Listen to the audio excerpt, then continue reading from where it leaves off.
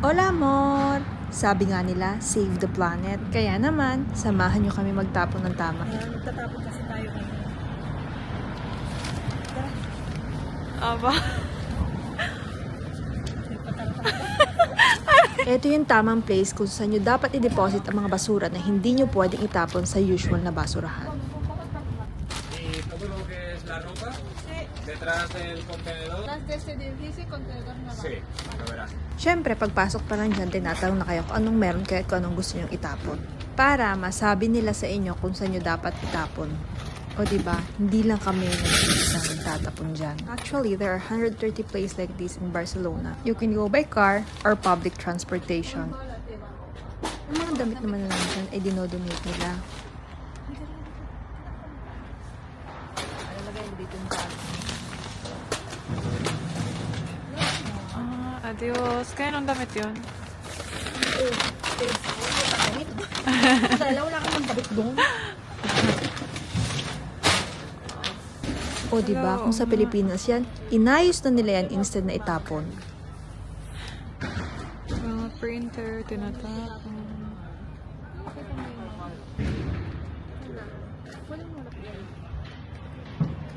Pwede tumingin? Mga vacuum. Oo nga, mga vacuum. Oo nga. TV. Ang laki na to. Oh my God. Dito niya siguro tinapon yung TV natin. Baka atin yan. Ayan. What's this? What are those? Ang laki niya, mga yan. Saan nakikita yun? Really? Ayun. May mga books pa. Hindi po tinapon yung mga sasakyan na kapag na sila dyan. But you see? Yeah. So it's, tinan mo. Ew, sino kayang humiga dyan? So, may label lahat lang yan. Pag may mga, Oo may nga, mga 14. plastic, 13. Kung anong pwede mo itapon. Tsaka kung saan mo sila itatapon.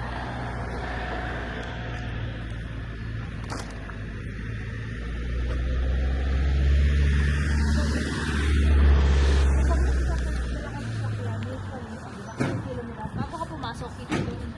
Paglabas mo, kikilo mo. Really? Galing. So, may dala ka buo mo na ba?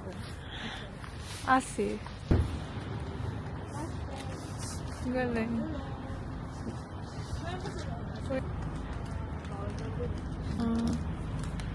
Pero marami.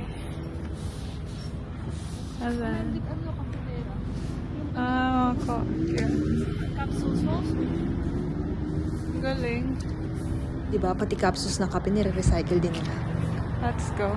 Magpa-register kayo para may discount kayo sa water bill. Las bolsas y también el cubo de orgánica.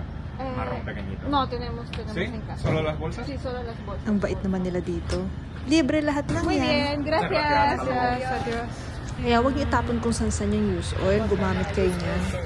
Guys, walang nakakaalam nito. Ito kasi lalagyan to ng oil, used oil. Tapos, ito naman binibenta sa company namin. Charot. So yeah, binigyan po tayo nito. But this is so cute. Oh look. For example, this is plastic. Huwag nyo na, katalan siya. Another language in Spain. Barcelona pala ko, di ba? Bawal dito ang CD and DVD, bawal din ang stuffed toy, bawal ang ano to? Umbrellas. Okay. Paper, aluminum paper, and plastic transparent. Dito mo siya tatapon. Ito yung taklob ng mga soda. Plastic, bricks. And this is yung mga coke na nakalagay in can. Tapos yung mga metallic ng ang tawag sarten. Pan. Yan. Diba na dito ka pwede nyo itapon. Diba may paper din. Siya, itago na natin yan at mamalengke naman tayo. Tara, sa isa sa pinakamurang supermarket dito sa Barcelona.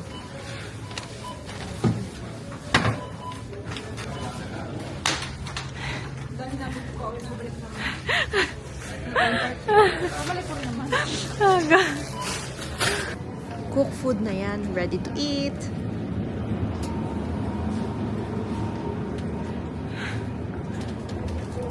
Rice. 141 ang kilo dito. Sa Pilipinas, 55 ang kilo. 5 pesos. This is around 60, 90. 90 pesos, no?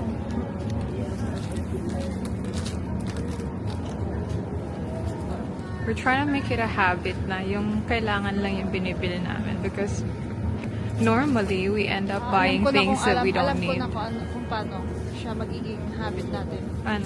Hindi na talaga tayo bibili ng card kasi mabigat. So technically, bibili natin yung mga kailangan lang. No, that's not the case. It's not that we don't need them. It's just that there's too much and then we wanted something else. So we end up buying even if meron naman talaga. Pag Sunday kasi dito, close din yung mga kasi bibig kasi ayaw niya pa uli-uli sa supermarket. Yeah. Nandun niya ako konti. Hindi ako talaga, ewan ko ba. Ako naman, gusto ko palagi punta supermarket para fresh lagi. Hindi laging frozen. Sarap. Yeah. Ano pa? Mabigat eh. Enough na yan? Kasi, Kasi ayoko mapagod. diba? Let's go, ayaw niya mapasok.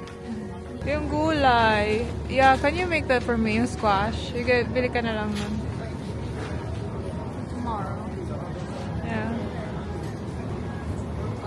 Squash ito, 130 euro. 130. And this is 621 grams. You do the math. Kita nyo kalabasa din ang basa. String beans. Okay, let's go. Ano bang gusto mo? Nothing else.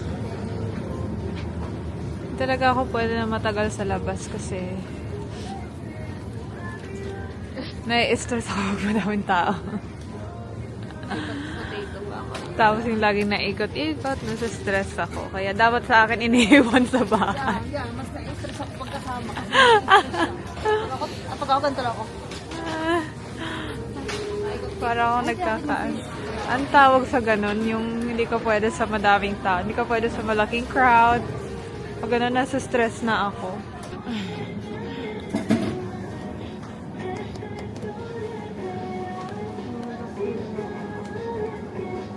Tapos may Shrimps.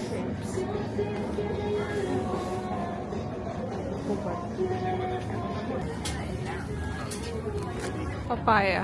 5.45 ang kilo. Mango.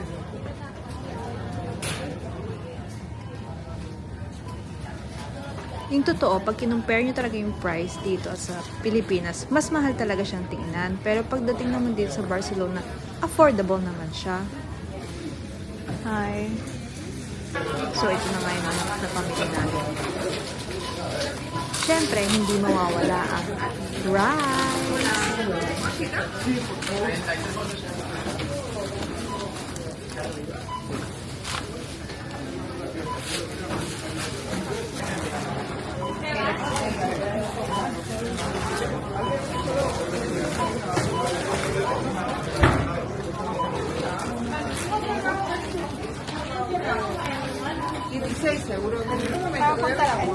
O diba, lahat ng pinamili namin, 16 euro. Hello, madam. Ano pong daladala niyo dyan? Harap. Ayan, nasira kasi yung cart namin last time. Tapos, ang binibili na lang namin ngayon is something we... Ayan, ang water. Hindi naman natin lahat ng binibili natin before. It's just that. Sabi mo kanina, hindi naman talaga. Kaya mali nga yung sinabi ko, kinlarify ko nga yun eh. Sabi ko, it's not that we don't need them. It's just that we end up buying a lot of things and then hindi natin sila nakukonsume. So, tama Kasi nga we yung... wanted to buy something else, Kaya nga. but it's not, We wanted to eat something else. yeah. So, tama nga yung mindset ko noon na Hindi Either din, way. kasi it's tiring. for you. Sa akin hindi. Mas gusto ko yun. No, For you, hindi it's naman yun. tiring. Alam mo ang mali natin? The problem is, we don't make use of what we have. Kailangan, yung kinakain natin is kung anong meron tayo doon.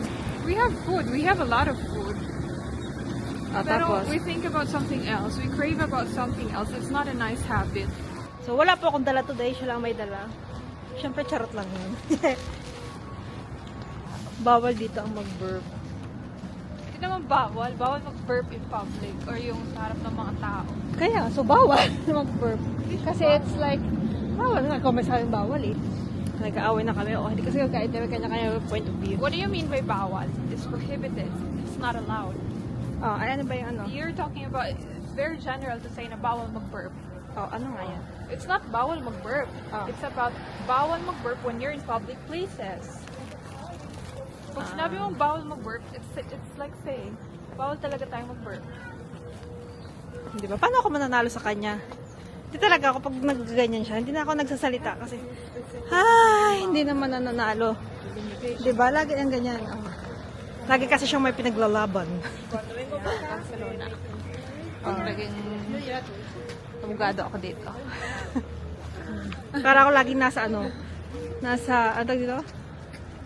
Court. Kaya pag nagaganyan na siya, tahimik na lang ako, day. Himik ka pa. Oo. Diba? Lagi siya may pinaglalaban.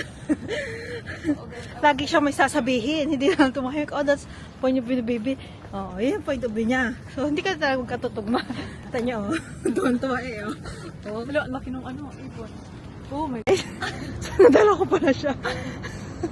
Hintayin mo ko dito. Nalimutan na. Nalimutan na kami video. May naiwan ako doon. Natatandaan nyo ba kanina? Natatandaan nyo ba kanina yung Lalagyan ng lalagyan ng oil? Kuhanin ko muna, nalimutan ko. Adios y nos vemos!